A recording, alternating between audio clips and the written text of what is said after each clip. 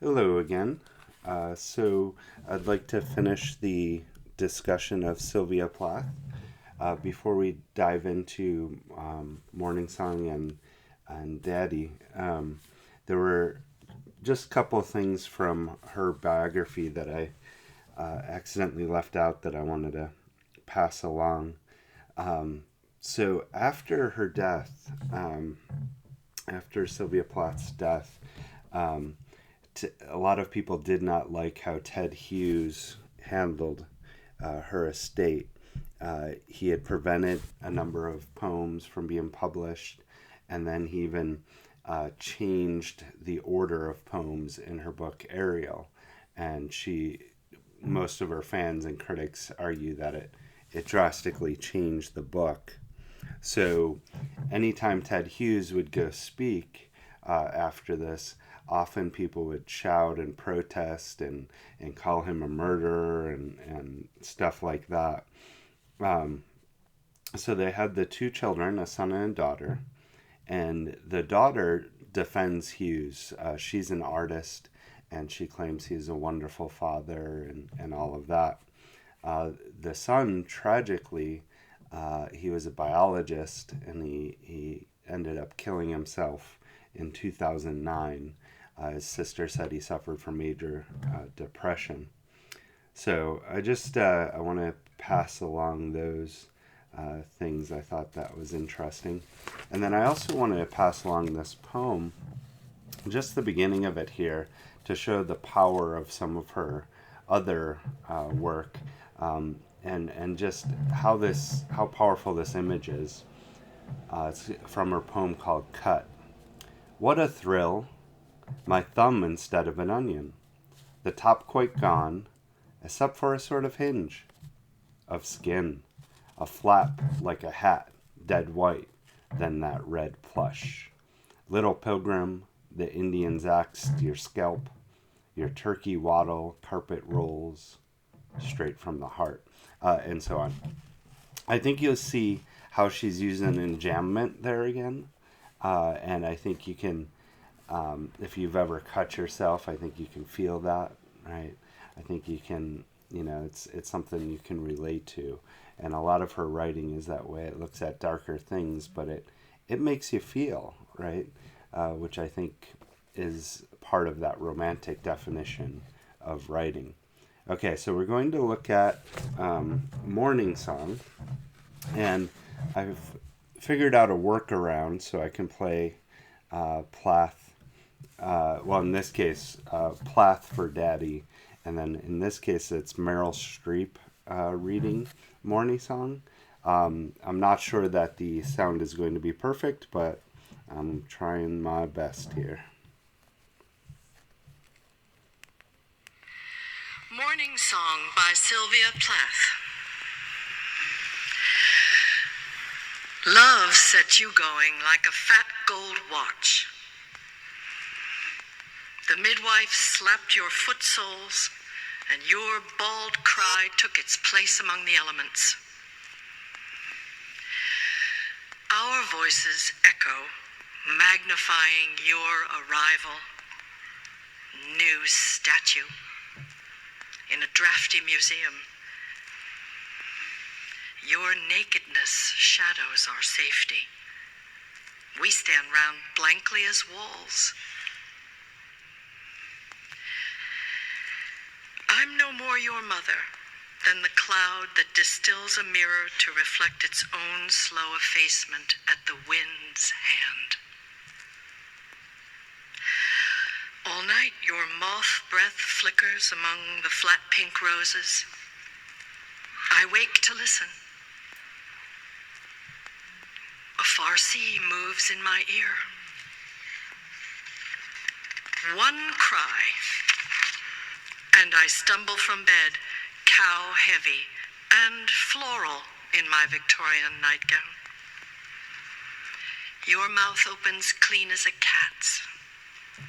The window square whitens and swallows its dull stars, and now you try your handful of notes. The clear vowels rise like balloons. Okay, so that's Meryl Streep. Uh, and for the next one, we'll have Plath actually reading it. I want to break some of this down, and for this part two of this, um, I'm going to again put forth some questions in the discussion here, and I want you to choose uh, one of the questions and write a good paragraph for morning song, and then two of the questions that I put forth, any two for daddy. Okay. So let's look at the beginning here. Love set you going like a fat gold watch. The midwife slapped your foot soles, and your bald cry took its place among the elements. Okay.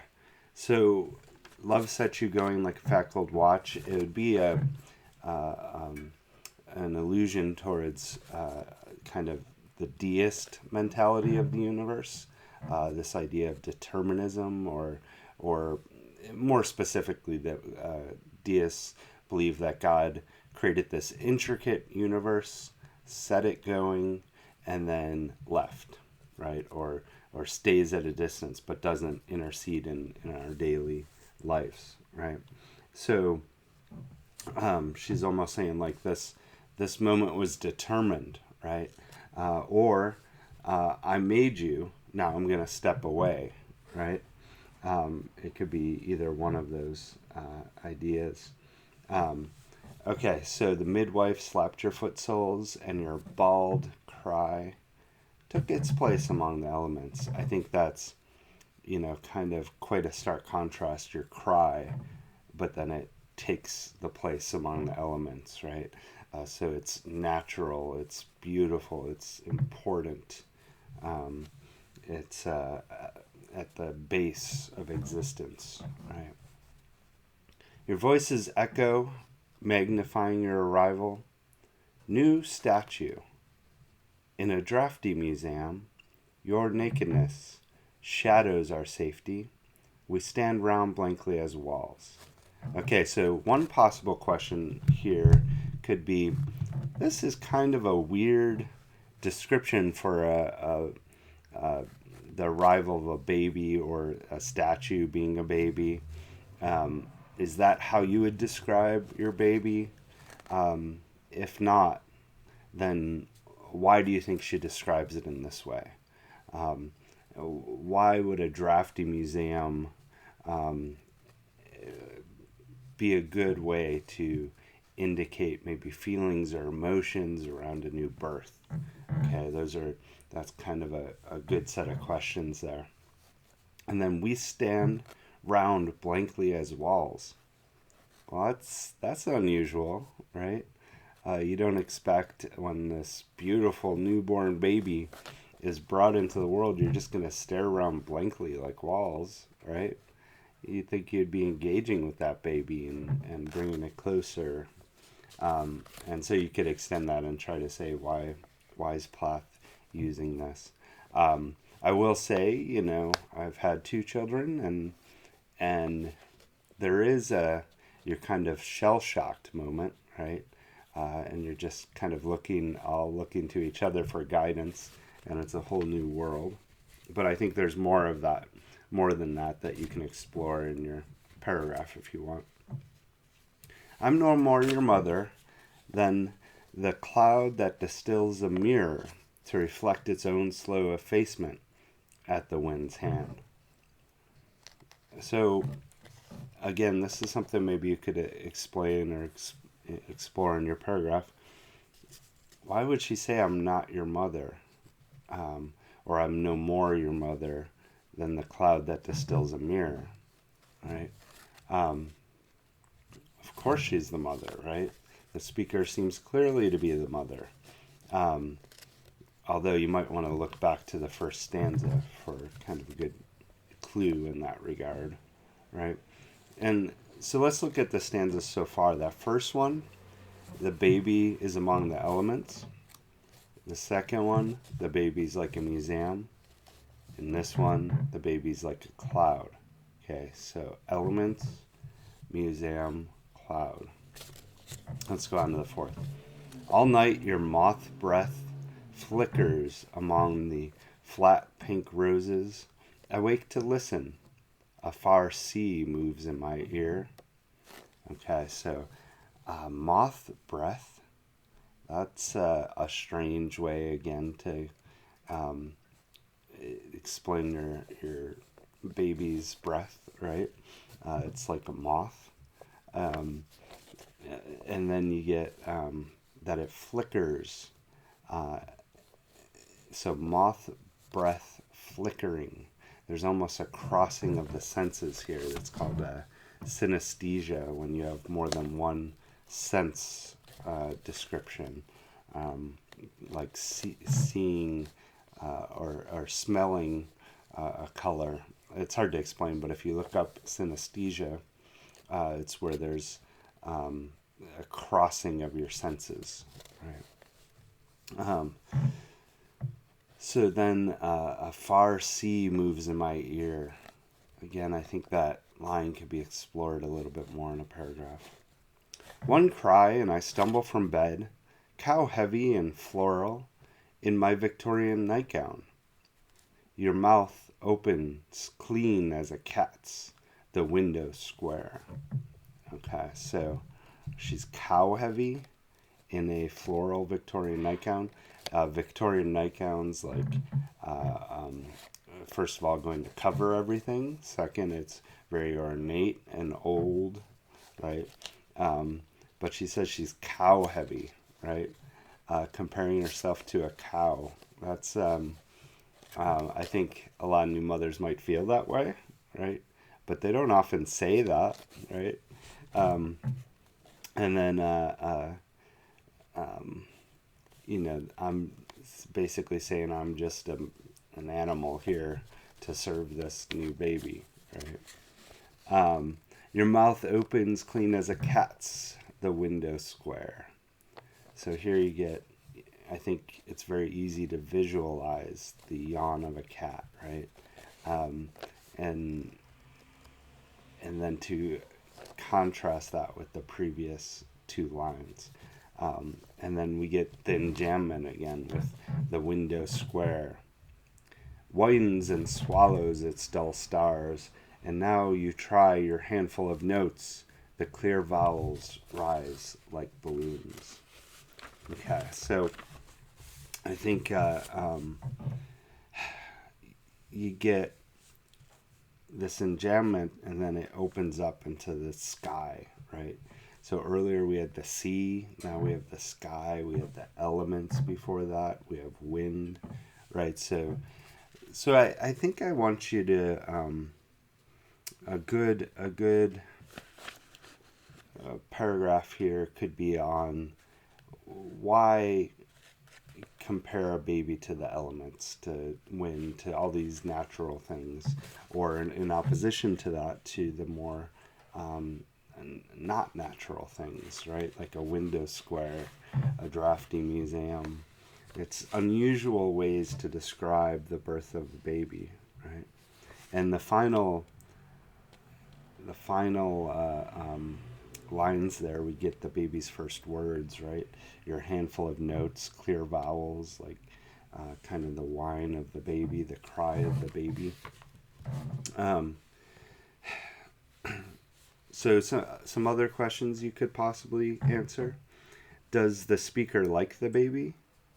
Um, what's her attitude towards motherhood? I think that one I want to hit on a little bit myself. I think as a new parent, in those first moments, no matter how well you prepare, you're conflicted, right? As soon as you have a child, you're rooted, right? You're tied to that new being, and it's joyous and it's wonderful, but it's also responsibility. It's also heartache. It's also uh, it puts an anchor so that it's harder to do those things, whether it be career or travel or whatever it might be, than it would have been otherwise, right? And so you give up a lot of freedom, but you gain this wonderful relationship. Um, and I think a lot of parents don't want to talk about that ambivalence, right? Those conflicting emotions. Um, right now, I think in this age of sharing, we might share that a little more. Although you still, right? You're supposed to call every baby beautiful, whether they're not or are or not. You're supposed to say how wonderful and what a blessing and a joy, right? Um, and we have less of the real talk. Well, I feel like a milk machine now. I feel like I can't travel. I can't do my job. And if you say those things, you're viewed as selfish, right? And so here's this beautiful way of saying, "Hey, I'm conflicted. Of course, I love my baby. Of course, it's like a statue. It's like a beautiful element in the world. But also, I'm conflicted. I feel like a milk machine who's now tied down, right?" Um, and this just wasn't something that women were writing about at that time, and it's more than just her and her baby, right? Whoever that speaker may be, whether it's Sylvia Plath or someone else, this is in general, right? Motherhood and the conflicting emotions over it. Um, and how shell shocked it could make you. I know my second child, there were some difficulties in the birthing process when my son Cole was born. And boy, they had to take the baby away and revive him. And it took 4.5 minutes to revive him, and they flew him in a helicopter. And I remember the parents we weren't allowed to go in the helicopter. And so after Cole was taken away, we just stood there shocked, didn't know what to do, right?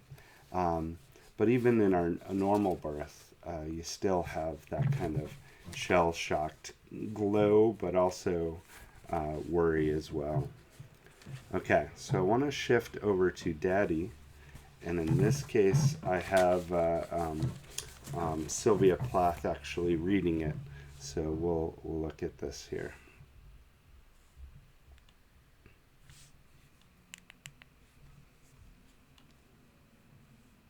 Daddy. You do not do any more black shoe in which I have lived like a foot for 30 years, poor and white, barely daring to breathe or chew. Daddy, I have had to kill you. You died before I had time, marble heavy, a bag full of God, ghastly statue with one gray toe, big as a Frisco seal, and a head in the freakish Atlantic, where it pours bean green over blue in the waters off beautiful Nauset. I used to pray to recover you, ach du, in the German tongue in the Polish town, scraped flat by the roller of wars, wars, wars. But the name of the town is common. My Polack friend says there are a dozen or two. So I never could tell where you put your foot, your root. I never could talk to you. The tongue stuck in my jaw. It's stuck in a barbed wire snare. Ich. I could hardly speak. I thought every German was you. And the language obscene, an engine, chuffing me off like a Jew. A Jew to Dachau, Auschwitz, Belsen. I began to talk like a Jew. I think I may well be a Jew. The snows of the Tyrol, the clear beer of Vienna, are not very pure or true. With my gypsy ancestress and my weird luck, and my Tarok pack, I may be a bit of a Jew. I have always been scared of you, with your Luftwaffe, your gobbledygoo, and your neat moustache, and your Aryan eye, bright blue. Panzerman, oh you, not God but a swastika, so black no sky could squeak through. Every woman adores a fascist, the boot in the face, the brute heart of a brute like you. You stand at the blackboard, Daddy, and the picture I have of you, a cleft in your chin instead of your foot. But no less a devil for that, no, not any less the black man who bit my pretty red heart in two. I was 10 when they buried you. At 20 I tried to die, then get back to to you. I thought even the bones would do. But they pulled me out of the sack, and they stuck me together with glue. And then I knew what to do. I made a model of you, a man in black with a Mein Kampf look, and a love of the rack and the screw, and I said, I do, I do. So, Daddy, I'm finally through. The black telephone's off at the root. The voices just can't worm through.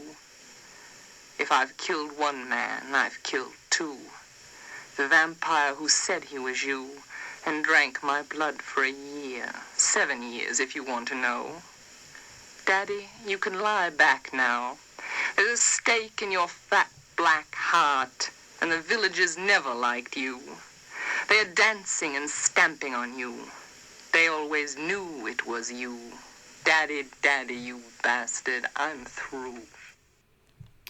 Okay, so again, uplifting poem, right?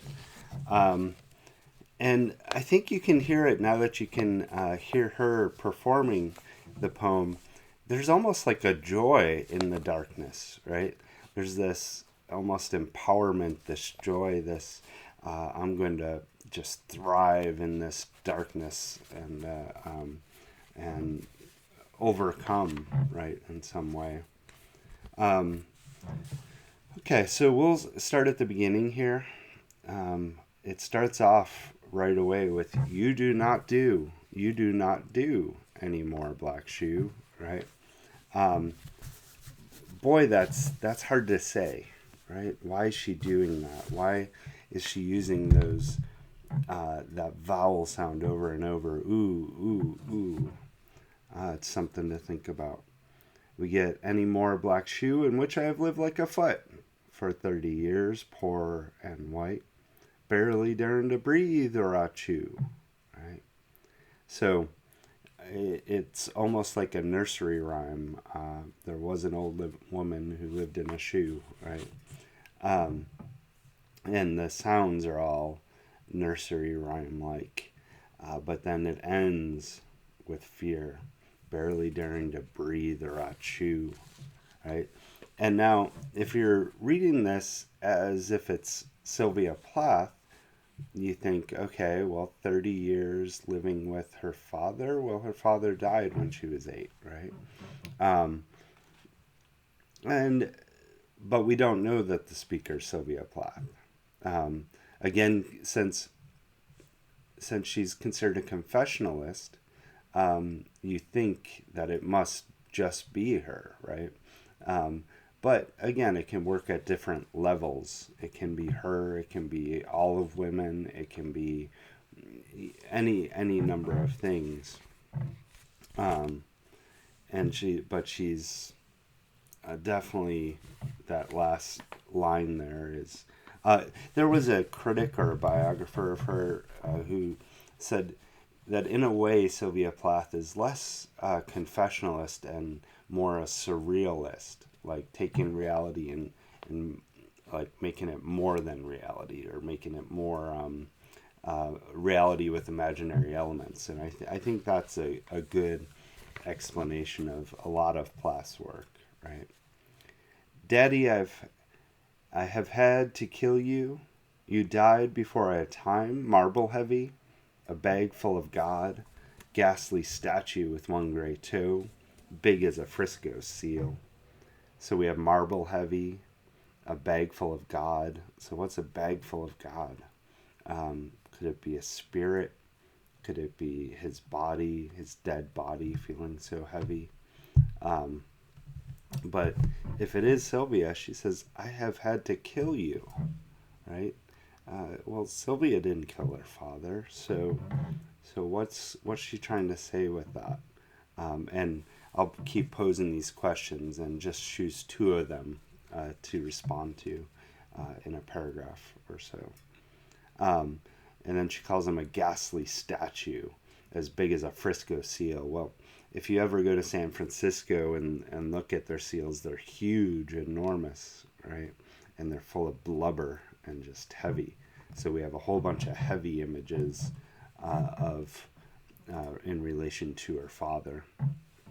So then we get And ahead in the freakish Atlantic, where it pours bean green over blue, in the waters of the beautiful Nauset, I used to pray to recover you. Akdu, right? Akdu means O-U, but it's kind of like a sigh almost, right? Um, so basically, she's saying from coast to coast is where this big statue seal of a man covers the entire land from coast to coast. Um, and and then she said, "I used to pray to recover you." Right. Um, so you could think of recover as in recovering from an illness. You can think of it as re and cover, like recover something, um, and or to become healthy again, right? Uh, and so let's keep going. So in the German tongue, in the Polish town, scraped flat by the roller of wars, wars, wars. But the name of the town is common, my Polak friend. Okay, so she's referring to the German tongue, which, again, if we're looking at Sylvia's life, her father was an immigrant from Germany. And then we have a Polish town scraped flat because there's not just one war, but it's war after war after war, right? But the name of the town is common, kind of bringing it back more general, that this is an indicator that it's not just her, that it's common. It could relate to any number of people, perhaps any number of women, right? And so, one that I definitely would love to have you write on is, what if this is meant to apply to all women, right? What if this poem is meant to apply to all women, right? Um, Says there are a dozen or two, so I never could tell where you put your foot, your root. I never could talk to you. The tongue stuck in my jaw, right? So, um, again, it's not just one town, it's all these towns, so it's not just one man, it's all these men, is a possible reading, right? I never could talk to you, so I couldn't talk to you and communicate with you, right? Um, it's stuck like in a barbed wire snare, eek, eek, eek, eek, which means I in German. So I, but in German, it almost sounds like ew, right? Ick. Um, I could hardly speak. I thought every German was you, and the language obscene. Again, so she's taking pains to generalize, right? Not just that she sees her father everywhere, not just in his real human form, right? Not just who he particularly is. So again, explain how that changes the poem if it's more general than just her specific father. An engine chuffing me off like a Jew to Dachau, Auschwitz, Belsen. I began to talk like a Jew. I think I may well be a Jew. Okay, so now if you didn't do this in the part one of this assignment, again, this is a possibility of a question to answer is it offensive for her to bring up this Nazi imagery, just a little over a decade after these horrors happen? And probably still a lot of details are still coming out slowly over the years. And then to say that she is a Jewish person, right? To put herself in that place. Is that offensive? Is it useful? Is it something she should be doing? Or, again, if it's just women in general, what's it mean that she's saying women are a Jew? Right? The snows of the Tyrol, the clear beer of Vienna are not very pure or true. With my gypsy ancestress and my weird luck and my tarot pack, I may be a bit of a Jew, right? So we have clear and pure, obvious allusions to Nazism, right? The pure race. And saying that she has ancestry related to the gypsies, right? Um, and in the Holocaust, gypsies were also slaughtered, much like the Jewish people. Um, Now, how this would be another good thing to write about. The tarot pack is listed twice there, right? So why do you think? How could a tarot pack be a symbol? What could it symbolize? What do you think she's trying to say about it there? I've always been scared of you with your Luftwaffe and your gobbledygoo. Oh, lost my place. One sec. There we go. And your neat mustache and your Aryan eye, bright blue. Panzerman, Panzerman, oh, you. Okay, so first, Luftwaffe is kind of the Air Force, German Air Force in World War II. Gobbledygoo is just a made up word, right? Why would she couple Luftwaffe with gobbledygoo? Why is she putting those words next to each other? And your neat mustache, your Aryan eye, bright blue, Panzerman. So Tankman, OU. Notice now she's saying OU, not Akdu. So what could that mean that she's switched from German to English? What could that symbolize? Not God, but a swastika. So black no sky could squeak through. Every woman adores a fascist, the boot in the face, the brute heart of a brute like you. Okay, so this, if you're coming at this from a feminist point of view, viewing it as more just than her individual experience, what does it mean every woman adores a fascist, right? An extreme authoritarian dictator, right? Why would she say every woman adores an authoritarian dictator? Perhaps you could relate to that in some way in the media or through someone you know, right? That might be a good area to write about. The boot in the face, the brute, the brute. So repetition of brute and you there, right? And I'm going through this a little quicker than I normally would like, but I know you guys have a lot on your plates, so I just want to make sure we get the main ideas here. You stand at the blackboard, Daddy, in the picture I have of you, a cleft in your chin instead of your foot. But no less of a devil for that, no, not any less the black man who. Okay, so her father's a teacher, right? In real life, her father was a professor. But what does it mean to stand at the front of the room and to pontificate, right? What could you be saying there? And a cleft in your chin instead of your foot. So the devil, has hooves, so a cleft in the foot, but instead it's in the chin. So she's now comparing whoever the father is to the devil. Let's go to the next. Bit my pretty red heart in two. I was 10 when they buried you. At 20 I tried to die and get back to you. I thought even the bones would do.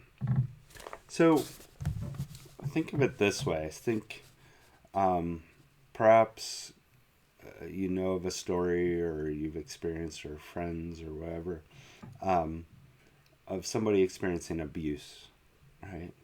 What happens when you're experiencing abuse but you truly love that person, right? What happens in that case, right? What happens if you escape that abuse or if your abuser dies? Do your feelings of love disappear? Do they go away?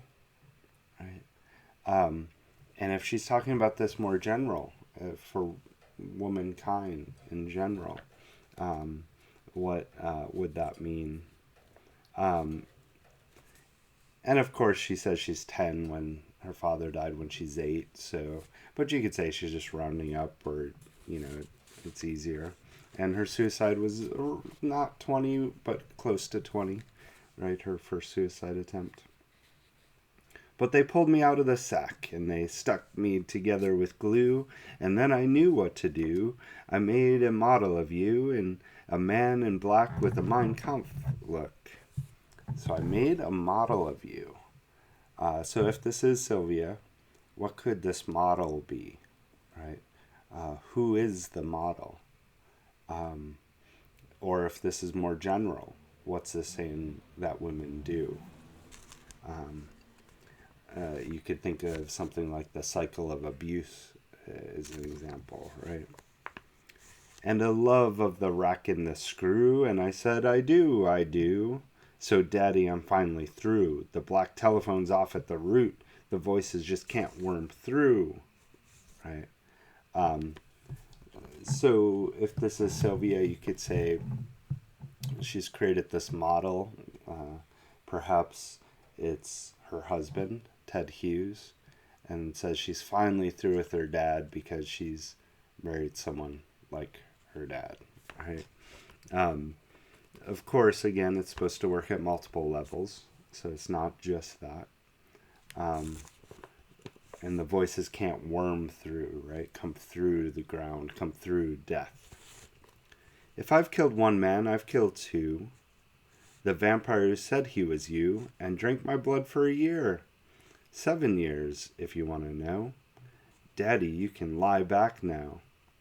There's a stake in your fat black heart, and the villagers never liked you. They're dancing and stamping on you.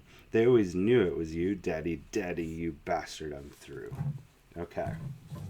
So, who has the power at each point in the poem would be another question you could answer. I think it's obvious in this last stanza who has it. Right? What does it mean that she says being married to someone's like being married to a vampire, right? And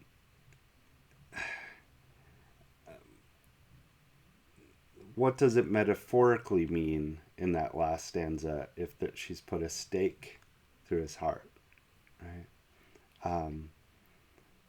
And saying that once he's killed, no one likes him, right?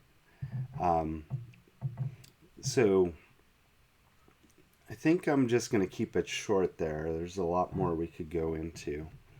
But so choose two of those questions and expand in a paragraph each on those. I think that's all for the moment. As I said, the next 2 weeks should have shorter discussion videos. I just want enough that we can touch base. And I think that's all. Thanks, guys.